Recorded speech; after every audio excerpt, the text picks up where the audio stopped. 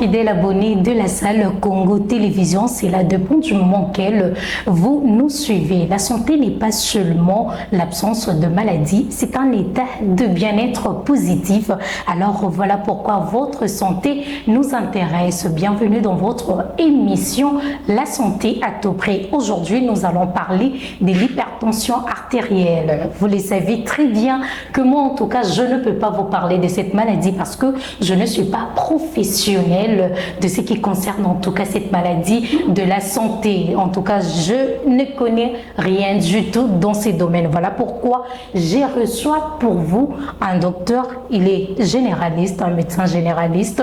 Il s'appelle Ozana Makama. Docteur, bonjour. Bonjour Madame Chancelvin. Vous allez bien? Je vais merci et vous? Oui, ça va très bien. C'est un plaisir de vous recevoir et merci d'avoir dit oui à notre invitation. Le plaisir est partagé en tout cas. Merci.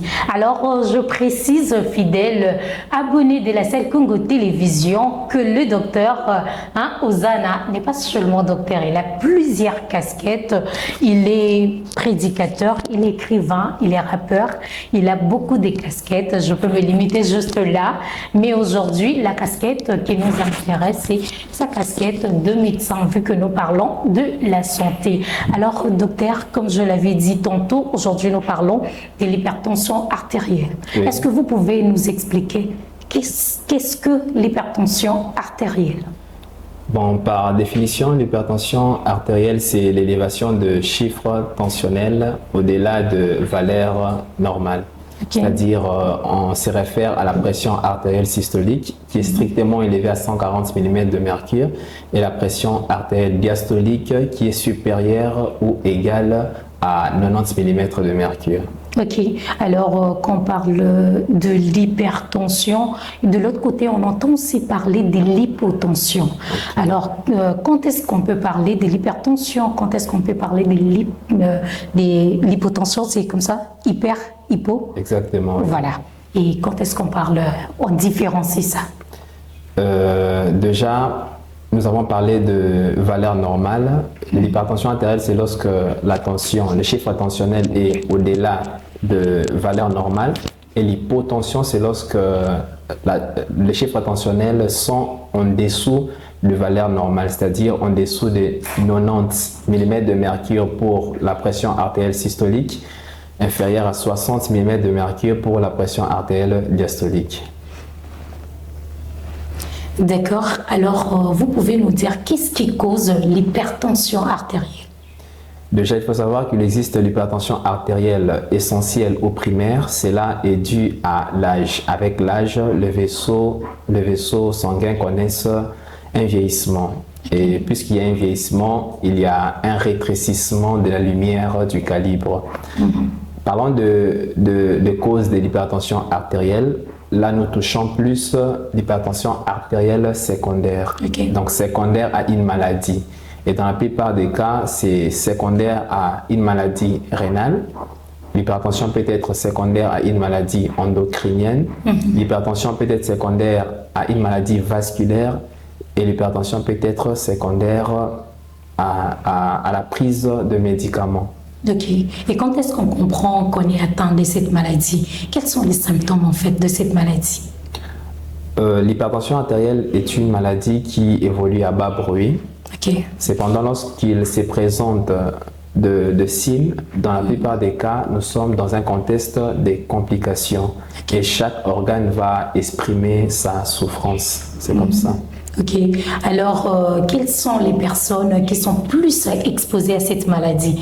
Est-ce que déjà c'est une maladie contagieuse? Est-ce que ça peut se contaminer? C'est héréditaire? Ou est-ce qu'on peut l'acquérir d'un parent, d'un proche? Comment?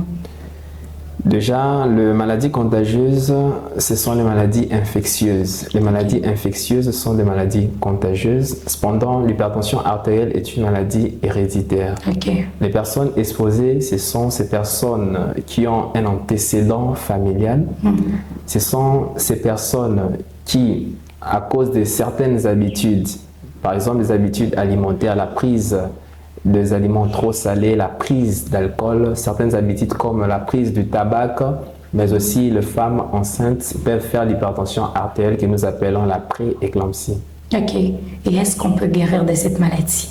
L'hypertension artérielle est une maladie incurable. On ne peut pas guérir de l'hypertension artérielle pour différentes raisons. Premièrement, déjà le traitement, c'est un traitement symptomatique. La deuxième raison, lorsqu'il s'installe l'hypertension artérielle, il y a des lésions irréversibles des vaisseaux.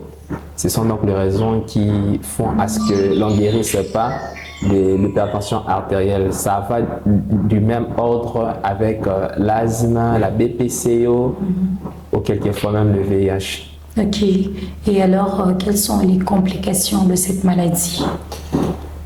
Oui, comme toute maladie qui se respecte, l'hypertension artérielle présente des complications. Nous avons des complications aiguës et des complications chroniques. Les complications aiguës, on les appelle les urgences hypertensives. Il faudrait intervenir rapidement. Et dans les urgences hypertensives, nous avons l'AVC, l'infarctus du myocarde, la dissection de l'aorte et consorts.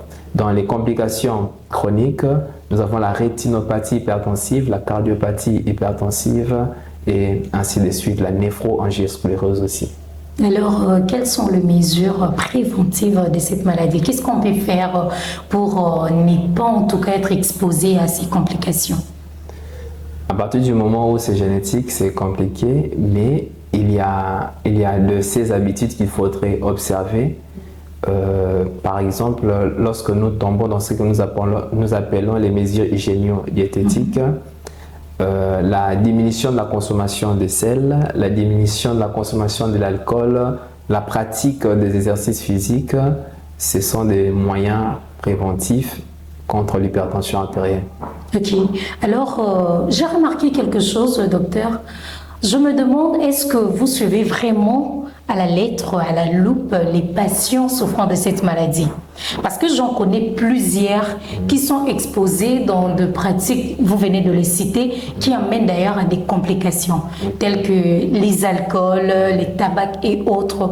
Mais ces personnes-là sont très bien suivies par vous, le médecin. Je me demande, est-ce que vous suivez vraiment, vous martelez, vous insistez sur le fait que tout ça, ça complique encore la santé, ou bon, en fait, vous faites seulement votre travail, vous donnez les médicaments et c'est tout? Solidarité oblige.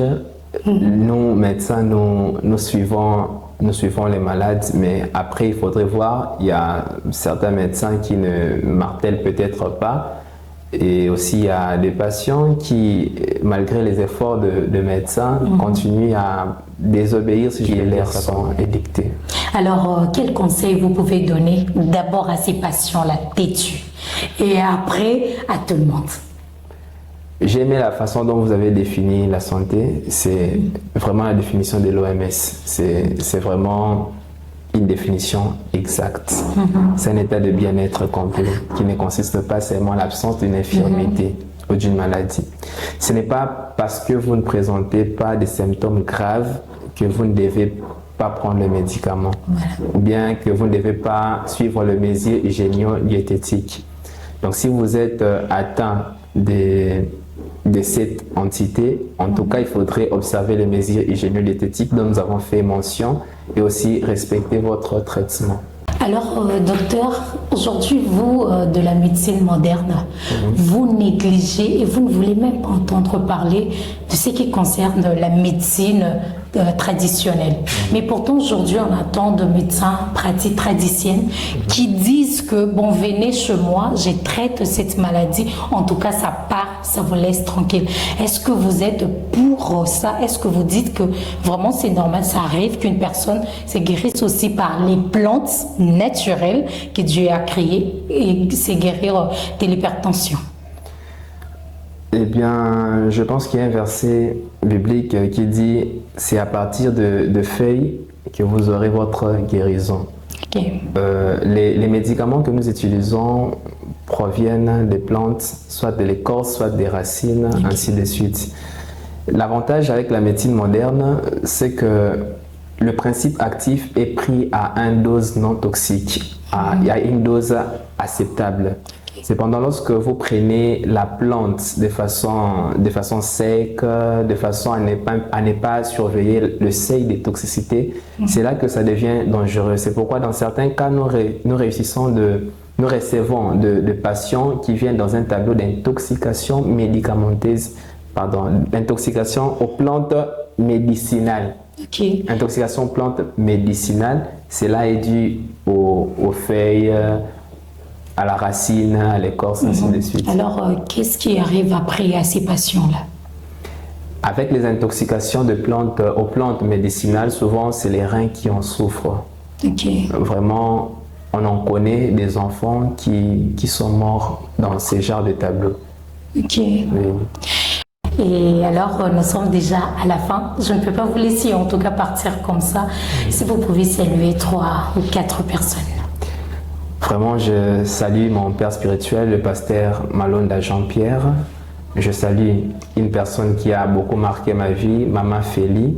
Je salue mes 2 enfants, mes 2 filles. Je salue toute ma famille de façon générale.